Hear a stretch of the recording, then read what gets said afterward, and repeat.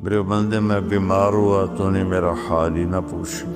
میرے بندے میں پیاسا تھا، میں نے پانی مانگا تو نے پانی ہی نہیں پلایا۔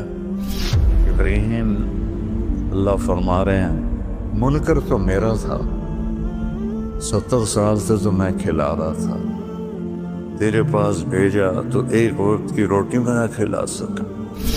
اب اپنے سگے بھائی سے کھٹ پٹ ہو تو بیمار ہو تو اس کا حال پوچھنے نہیں جاتا۔ اس کے بعد میرے سامنے گھر میں ایک بھائی مر گیا، دوسرا اس کا جنازہ پڑھنے نہیں گیا۔ میں نے اس بچے کو بلایا، ہاتھ جوڑے، داڑھی پکڑی، وہ مر گیا ہن بس کر دے، جنازہ پڑھ رہا نہیں پڑھا۔ تم لوگوں کی خدمت کر تو سب سے بڑا انسان بن جائے۔ اتنے نفل پڑھ، اتنے تہجد پڑھ، اتنے روزے رکھ، اتنے حج کر، اتنے عمرے کر، لوگوں کی خدمت کر، سب سے بڑا انسان۔ تمہیں پتہ ہے کون سی گھاٹی ہے؟ کہ نہیں یا اللہ کا فکر رہا، مشکل میں پھنسے ہوئے کی گردن کو چھڑانا۔ اتنے لوگ ہیں جو مشکلوں میں پھنسے ہوئے۔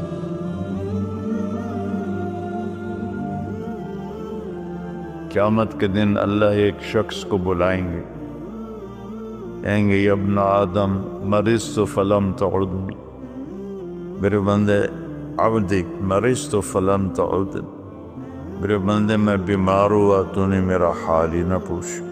جو ہر عیب سے پاک ہے وہ خود فرمائے گا، وہ بندہ کہے گا یا اللہ آپ کیسے بیمار ہو سکتے ہیں، آپ تو بے عیب ہیں۔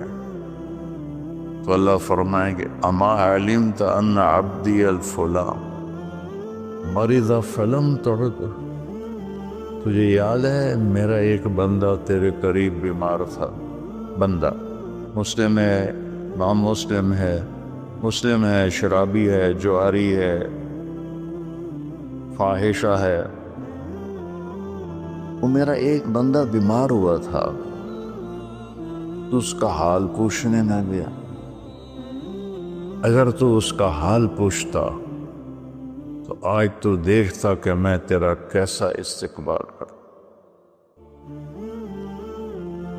پھر اللہ فرمائیں گے یا ابن آدم استسقیتک فلم تسقنی، یہ جتنے آپ پروگرام مجھے دکھائے ہیں یہ سارا حدیث میں آپ کو اللہ نے یاد دلا دی حدیث۔ پانی کے نل دیکھ کر میرے بندے میں پیاسا تھا، میں نے پانی مانگا انہیں پانی ہی نہیں پلایا۔ کہے گا یا اللہ تو سبوحاً قدوس ہے، تجھے پانی کی کیا ضرورت؟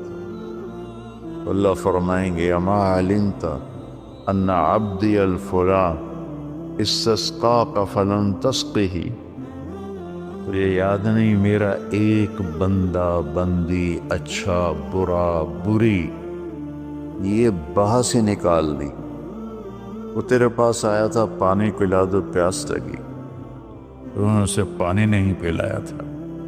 اگر تو اسے پانی پلا دیتا میرے پاس اس کا صلہ دیکھتا کرنا، یہ ایسے ہی ہے جیسے تو نے مجھے پانی دیا، مجھے میرا حال پوچھ۔ وہ شرمندگی میں ڈوب رہا ہے۔ پھر اللہ فرمائیں گے عبدی استطعمتک فلم تطعمنی، میں نے تم سے کھانا مانگا تھا تم نے مجھے کھانے نہیں کھلایا۔ کیا کمال کی حدیث ہے یہ، کس طرح اللہ اپنے بندے سے محبت کا اظہار کر رہا ہے۔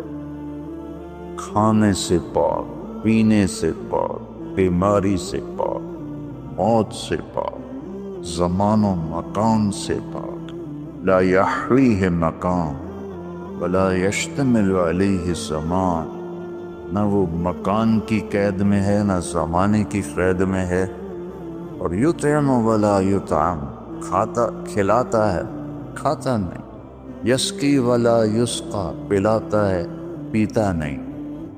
ایک انسان کی کیا قیمت ہے۔ میرے بندے، میں نے کھانا مانگا تو نے انکار کر دیا۔ کہے گا یا اللہ آپ تو کھانے سے پاک ذات ہیں۔ اللہ کہیں گے اما علمت ان عبدی الفلان استطعمتک فلن تطعمہ، اسے کھانا مانگنے آیا تھا، تو نے اسے کھانا نہ کھلایا۔ اگر تو اسے کھلا دیتا تو اس کا صلہ آج میرے پاس پا لیتا۔ یہ ایسا تھا جیسے تو نے مجھے کھانا دے دیا۔ ایک اتنا بڑا عمل ہے، اس میں مومن مشرک کی بھی کوئی قید نہیں ہے۔ اللہ کو انسان بطور انسان پسند ہے۔ ابراہیم علیہ السلام پہلے شخص ہیں جنہوں نے مہمان کے ساتھ کھانا کھانے کی سنت کو جاری کیا۔ بغیر مہمان کے کھانا نہیں کھاتے تھے، مہمان آتا تھا تو اس کے ساتھ کھاتے تھے۔ ایک مہمان آیا، آپ نے اس کے سامنے کھانا رکھا، اس نے لقمہ توڑ کے منہ میں ڈال دیا۔ ابراہیم علیہ السلام نے فرمایا بسم اللہ تو پڑھ۔ کہنے کا میں اللہ کو جانتا ہی نہیں، میں کیا پڑھوں؟ تو ابراہیم علیہ السلام نے کھانا اٹھا دیا اس کے آگے سے۔ اللہ کا منکر وہ میں نہیں کھلاتا۔ وہ اٹھ کے چل پڑا، دروازے تک نہیں پہنچا کہ جبریل آ گیا۔ ابراہیم، اللہ فرما رہے ہیں منکر تو میرا تھا، 70 سال سے تو میں کھلا رہا تھا، تیرے پاس بھیجا تو ایک وقت کی روٹی میں نہ کھلا سکا، اس کو واپس بولا، اسے کھانا کھلا۔ جب ایک غیر مسلم کے ساتھ میرے رب کا یہ حال ہے، ایمان والے کے ساتھ اللہ کیسا شفیق ہوگا، کیسا مہربان ہوگا۔ ابراہیم علیہ السلام اس کے پیچھے دوڑے، ارے بھائی واپس آ جاؤ، میرے اللہ نے تیری سفارش کی۔ تو کہنے کا تیرا اللہ بڑا اچھا ہے، میں اسے مانتا بھی نہیں، پھر میری سفارش کی ہے، تو مجھے بھی اللہ کا کلمہ پڑھا دے، ایمان بھی میں۔ اللہ تعالیٰ کی بارگاہ میں اس کے بندوں کے دکھ درد میں کام آنا، یہ ہزاروں نفلوں پر بھاری، ہزاروں روزوں پر بھاری ہے، نفلی ہزاروں حجوں پر بھاری۔ ایک یہودی لڑکا آپ کی خدمت میں کبھی کبھی آتا تھا اور آ کے بیٹھ کے آپ کی باتیں سنتا۔ کچھ دن وہ آیا ہے، آپ نے فرمایا بھائی وہ بچہ نہیں آ رہا آج کل، کہ یہ بیمار ہے، کہ چلو اس کا حال پوچھیں۔ کون ہے؟ یہودی۔ ہم اپنے سگے بھائی سے کھٹ بٹ ہو تو بیمار ہو تو اس کا حال پوچھنے نہیں جاتا۔ فیصلے بعد میرے سامنے گھر میں ایک بھائی مر گیا، دوسرا اس کا جنازہ پڑھنے نہیں گیا۔ میں نے اسے بچے کو بلایا، ہاتھ جوڑے، داڑھی پکڑی، وہ مر گیا، ہن بس کر دے، جنازہ پڑھ لے۔ نہیں پڑھا۔ اور میرا نبی ایک یہودی بچے کے لیے 8 میل کا سفر آپ پیدل گئے، اونٹنی پر بھی نہیں گئے، پیدل گئے۔ تو جب اس کے گھر پہنچے تو وہ مر رہا تھا اور اس کا باپ اس کے سرانے بیٹھ کے تورات پڑھ رہا تھا۔ تو آپ نے کہا یا غلام قل لا الہ الا، بیٹا لا الہ الا اللہ کہہ لے۔ تو اس نے ایسے اپنے باپ کو پیچھے مڑ کے دیکھا، تو اس کو تو پتا تھا کم وقت وہ سچے نبی ہیں۔ میں نے کہا اطیع ابا القاسم، ابو القاسم کی مان لیں۔ اس نے کلمہ پڑھا اور چند لمحے بعد اس کا انتقال ہو۔ تو ہمارے نبی سے نا ایسے ہو گئے، پنجوں پہ کھڑے ہو گئے، ایسے خوشی سے ایسے ہو گئے۔ اور کیا کہا؟ الحمدللہ الذی انقذہ بی من النار، تو نے اسے میرے ذریعے جہنم سے بچا دے۔ صحابہ کا لشکر واپس آیا، سب نے کہا یا رسول اللہ، یہ جو ہمارے ساتھی تھے یہ بہت ہی اعلیٰ انسان تھے۔ آپ نے فرمایا وہ کیسے؟ کہ ساری رات نفل پڑھتے تھے، صبح روزہ رکھتے تھے، تلاوت میں مصروف رہتے۔ آپ نے فرمایا تو اس کے گھوڑے کو چارہ کون ڈالتا؟ جو رات کو جاگے گا، دن کو روزہ رکھے گا، تو چارہ ڈالنے جوگا تو نہیں رہے؟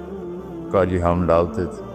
اس کا خیمہ کون لگاتا تھا؟ کہا جی ہم لگاتے تھے۔ اس کے کھانے کا انتظام کون کرتا تھا؟ کہا جی ہم کرتے تھے۔ تو پھر تم اس سے بہتر، تم اس سے بہتر۔